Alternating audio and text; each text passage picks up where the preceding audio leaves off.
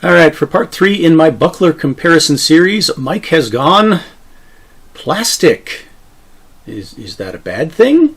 Well, I actually don't think so. So let's talk about the Cold Steel polymer mini buckler. What I think about it, how it handles, what I like, what I may not like so much about it, and, well, why I specifically bought it.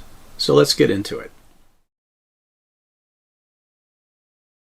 For comparison, I'm going to put it against my original purchase, which was the Get Dressed for Battle 14 gauge steel 9-inch buckler. And as I've mentioned in the prior reviews, I've really come to like it, but felt, well, maybe it's a little small. Now this one is exactly the same size. Your eyes might be playing a bit of an illusion on you, and they do on me too, but they both measure 9 inches in diameter. Okay, just slight differences in camera position, you kind of catch the illusion. But let's talk about other spec comparisons. This one, as I mentioned, weighs 1 pound 14 ounces. It is certainly the lightest of my steel bucklers because it's the smallest, but it's still got some good mass to it without being at all unwieldy. And as I said, I like the way it moves, even with that very non-historic all-steel handle. Now this one being polymer, I was actually quite impressed with the thickness and density. Look at the rim. That's 3/8 of an inch thick, guys, with a little bit more, probably another 16th or so around that that extended rim. So that's yeah, that's pretty beefy. Nice, thick, big, well, sizable. You can see it's got a very sizable boss. More than enough room for my hand, and the grip is, well, let me get in the light. It's a pretty stout, yes, polymer grip with 2 really big washered bolts retaining it. So if the rivets on one of these ever go out, that's what I'm going to replace it with. Something like that. Now weight on this one, 1 pound 14, 1 pound 4 ounces. So yeah, there's a 10-ounce weight savings. It's not quite as light as I thought it was going to be, but definitely light. How does that affect handling and application? All right, let's get my 2 dislikes out of the way first, because I feel like they're kind of nitpicky and maybe a little petty. Tell me what you think in the comments. First of all, aesthetics. Shiny metal versus, well, plasticky plastic. Kind of looks like a toy. Doesn't feel like a toy. We'll talk about that in a second. Now, Mike has had to evolve over the decades. He's certainly gained an appreciation for other kinds of polymer weapons, so he shouldn't have an issue with the material. But in a historic context, yeah, I just like my steel. That's just a me thing. The other things related to that, this is certainly, well, it's not as light as I said as I thought it was going to be, but it's certainly significantly lighter than any of my steel bucklers. And I've mentioned in other videos that one of the reasons I practice this is for the physical training, and I feel like this is another one of those cheats. Holding it at extension, as you would say with a sword with minimal hand protection, in this case a Viking era sword, but it certainly applies for an arming style sword as well. Yeah, being able to hold it out at extension, move it around, protect your sword hand, or being able to reposition it to protect other angles. Yeah, it's very quick and not fatiguing, especially since I'm already used to the metal versions. So yeah, it's very easy on the shoulders, on the arms, but, you know, I feel like I'm cheating. Does it feel like it wouldn't be solid enough to do the job in a sparring application? Well, I haven't taken it to any sparring applications yet, but I have done some other hitting stuff with it and hitting things against it. And if you want to see some good pressure test videos, go over to Icy Mike's channel, Hard to Hurt, because he's featured this in a few videos and he's really abused the heck out of it. And he really likes them. He's been really impressed by how these hold up. That is a thick, solid, tough piece of polymer and absorbs impact pretty well. Speaking of which, one thing about the weight and the balance combined with the grip, which it's very different in shape in certain ways from my other ones. It's taller top to bottom, skinnier side to side. It is rounded, but it's quite grippy because of the material.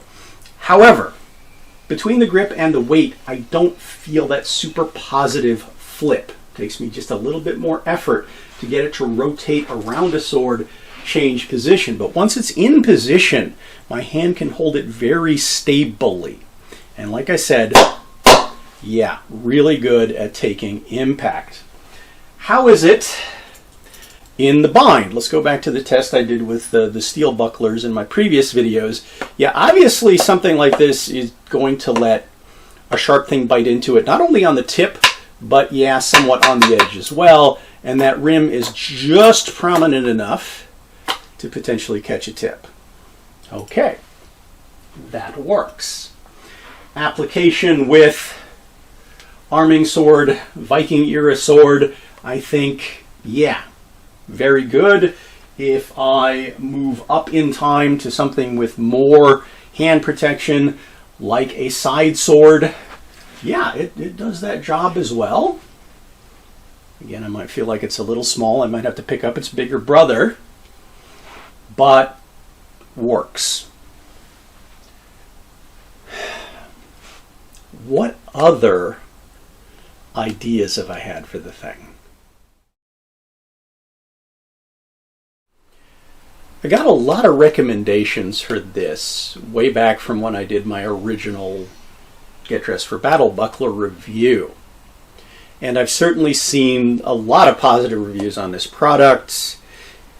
Refer back specifically, though, to some of those videos that I see Mike did, where he was thinking about this in terms of a potentially, well, shall we say, modern application with different kind of weapons. First of all, the unit in itself is potentially, with especially this 9-inch one, small enough to maybe carry on a belt or in a backpack or some other way with ease, and it's certainly not heavy enough that that's going to be a particular burden.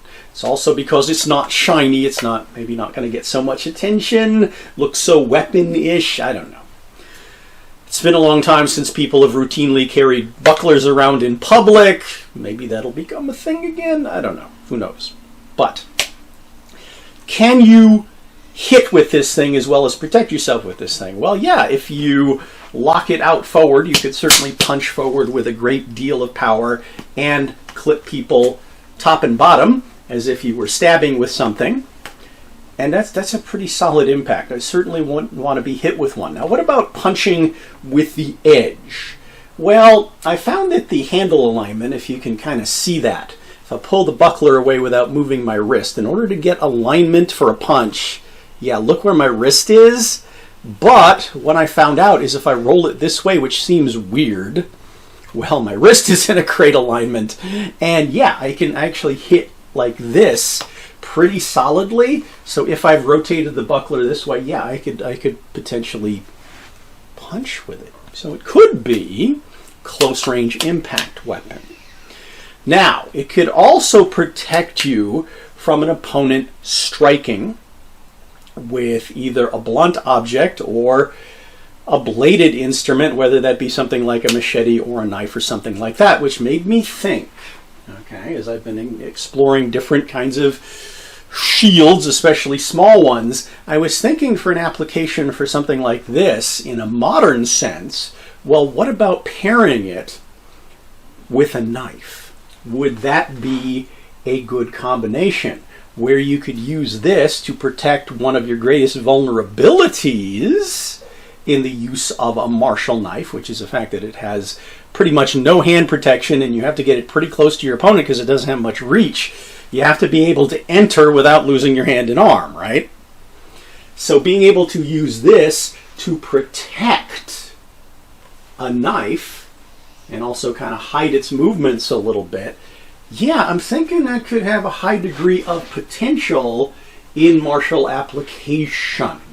Now, I haven't really done a whole lot of practice with it to kind of figure out exactly how that works, but I think I'm gonna. And I think we're gonna roll it into, yeah, I know a while back I promised I'd give you an update on what I've been doing with sub-hilts versus non-sub-hilt knives. I kind of got sidetracked. I promise I'll get back to it.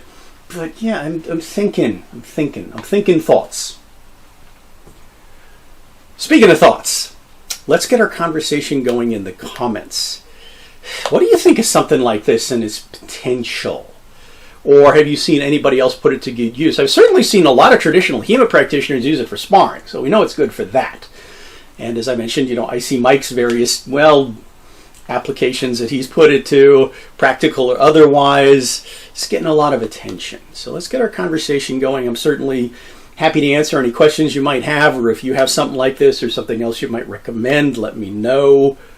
Otherwise, until, whatever I get myself into next, thanks for watching, following, subscribing, sharing, commenting, and I do hope to see you again.